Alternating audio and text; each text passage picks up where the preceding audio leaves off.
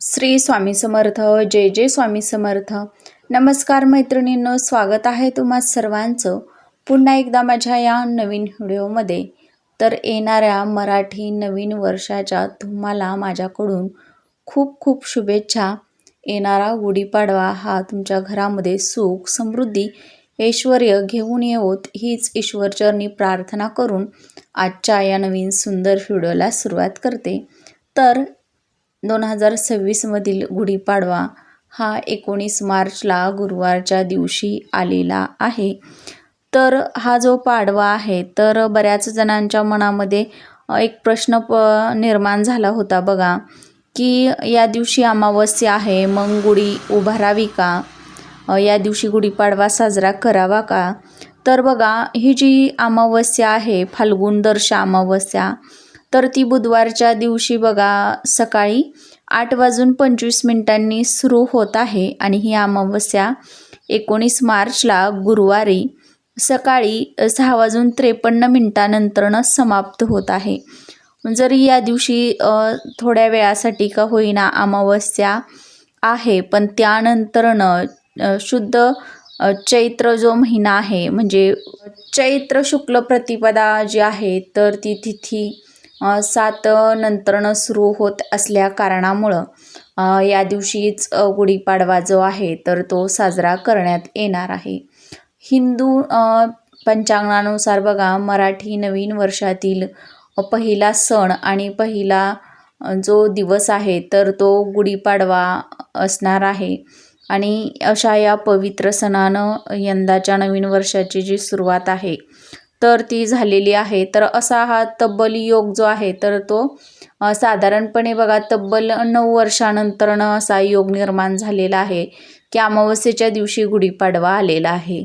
तर ही जी तिथी आहे तर ती संपल्यानंतरनं म्हणजे 6:07 ही तिथी म्हणजे अमावस्येची संपत आहे आणि त्यानंतरनं प्रतिपदा तिथी सुरू होत आहे. तर 7 नंतरनं आपल्याला आपल्या घरासमोर गुढी जी आहे तर ती उभारायची आहे. आपल्या हिंदू धर्मामध्ये 3.5 मुहूर्तांपैकी हा एक गुढीपाडव्याचा मुहूर्त जो आहे तर तो अतिशय शुभ मानला जातो. 3.5 मुहूर्तांपैकी एक मुहूर्त असल्यामुळं या दिवसाला खूप अनन्यसाधारण महत्त्व प्राप्त झालेलं आहे. आणि म्हणूनच या अशा पवित्र दिवशी म्हणजेच गुढीपाडव्याच्या दिवशी बघा आपल्याला सकाळी दिव्याखाली अशी एक वस्तू ठेवायची आहे. यामुळं आपल्या आयुष्याचं सोनं होईल. आपल्या घरामध्ये असणारी जी पण इडापिडा आहे, नकारात्मकता आहे, आपल्या घरामध्ये वादविवाद होत असतील, भांडणे असतील, नवरा बायकोचं पटत नसेल तर या सर्व अडचणी दूर होतील. आपली कठीणातील कठीण इच्छा एका दिवसामध्ये पूर्ण होईल असा हा अतिशय प्रभावी उपाय आज आपण या व्हिडिओमध्ये पाहणार आहोत. त्यामुळे तुम्ही हा व्हिडिओ कुठेही स्किप न करता शेवटपर्यंत नक्की पहा. चला तर मग अशा सुंदर व्हिडिओला सुरुवात करूया. आता बघा बऱ्याच जणांना सकाळच्या वेळी हा उपाय करायला जमलं नाही, तर अशा व्यक्तींनी संध्याकाळच्या वेळी जर ही वस्तू दिव्याखाली ठेवली तरीही चालणार आहे. अगदी तुम्ही हा उपाय सकाळी किंवा संध्याकाळी या 2 वेळेमध्ये करू शकता.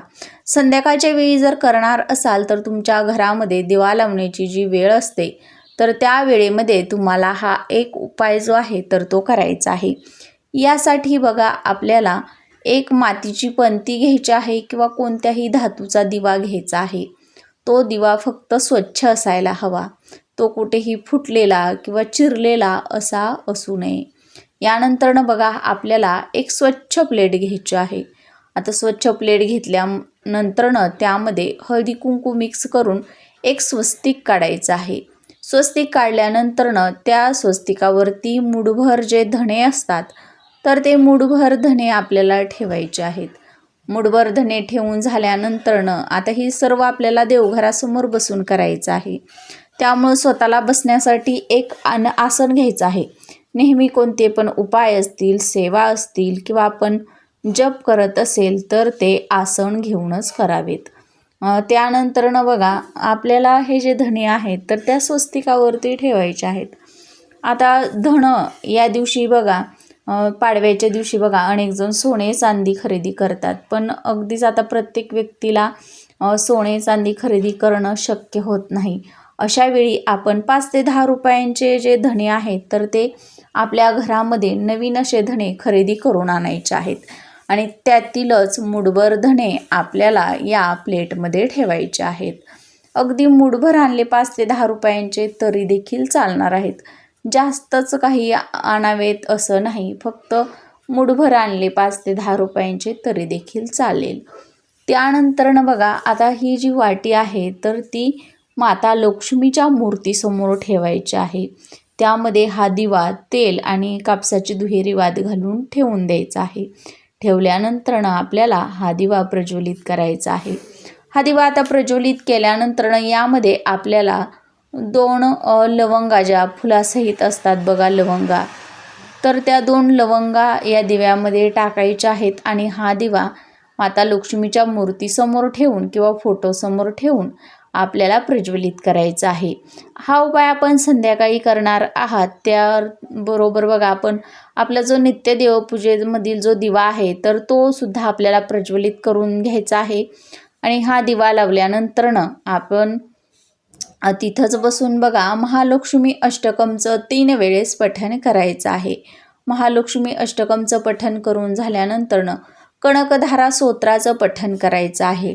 आपल्या कुलदेवीचं स्मरण करायचं आहे. ज्यावेळी बघा आपल्यावरती आपली कुलदेवी प्रसन्न असते, आपल्या कुलदेवीचा आशीर्वाद आपल्यावरती असतो, तेव्हा बघा आपल्याला कोणत्याच गोष्टीची कमी पडत नाही. आपल्या घरामध्ये सुख, समृद्धी, ऐश्वर्य हे भरभरून नांदत असतं आणि म्हणूनच आपल्याला कणकधारा स्तोत्राचं पठण करायचं आहे, जेणेकरून आपण केलेली सेवा ही त्यांच्यापर्यंत पोहोचेल आणि आपली कठीणातील कठीण इच्छासुद्धा पूर्ण होईल. आता बघा, आपल्या बऱ्याच जणांच्या बऱ्याच इच्छा असतात. एखादी आपली इच्छा पूर्ण होते लवकर किंवा एखादी होत नाही, तर ती इच्छा पूर्ण करण्यासाठी सुद्धा तुम्ही हा उपाय करू शकता. आता या दोन्ही सेवा करून झाल्यानंतर आपल्याला दोन्ही हात जोडून माता लक्ष्मीला प्रार्थना करायची आहे. तुमची जी पण इच्छा आहे तर ती मनोमन व्यक्त करायची आहे, पूर्ण करण्यासाठी प्रार्थना करायची आहे आणि असा एक दिवा आपल्या देवघरामध्ये प्रज्वलित करायचा आहे. आता हा दिवा आपण संध्याकाळी प्रज्वलित केलेला आहे तर रात्री 12 वाजेपर्यंत जळत राहील इतकं तेल या दिव्यामध्ये आपण घालायचं आहे. आणि जर सकाळी प्रज्वलित केला तर सकाळी प्रज्वलित केल्यानंतर तो रात्री 12 वाजेपर्यंत जळत राहील याची तुम्हाला काळजी घ्यायची आहे. ज्या पण वेळी तुम्हाला शक्य होईल त्यावेळी तुमच्या घरामध्ये, देवघरामध्ये असा एक अखंड दिवा तुम्ही नक्कीच प्रज्वलित करा. धणे जे आहे तर ते साक्षात माता लक्ष्मीचं कारक मानले जातात. धणे म्हणजेच धन, एक प्रकारचं धन आपल्या घरामधील मानलं जातं आणि म्हणूनच हे जे मूठभर धणे आहेत तर ते आपण या दिवशी आपल्या घरामध्ये खरेदी करून आणायचे आहेत आणि त्यातील मूठभर धणे आपल्याला या प्लेटमध्ये दिव्याखाली ठेवायचे आहेत. आणि सकाळी उठल्यानंतर म्हणजे दुसऱ्या दिवशी बघा, हे जे धणे आहेत तर ते आपल्या शेतामध्ये तुम्ही लावू शकता किंवा मग अगदीच जर तुम्हाला लावणं शक्य झालं नाही तर अशा वेळी तुम्ही याची पोटली बांधून तुमच्या पैशांच्या तिजोरीमध्ये सुद्धा ठेवू शकता. तर अशा पद्धतीनं हा एकदम साधा सोपा उपाय आपण गुढीपाडव्याच्या दिवशी करायचा आहे.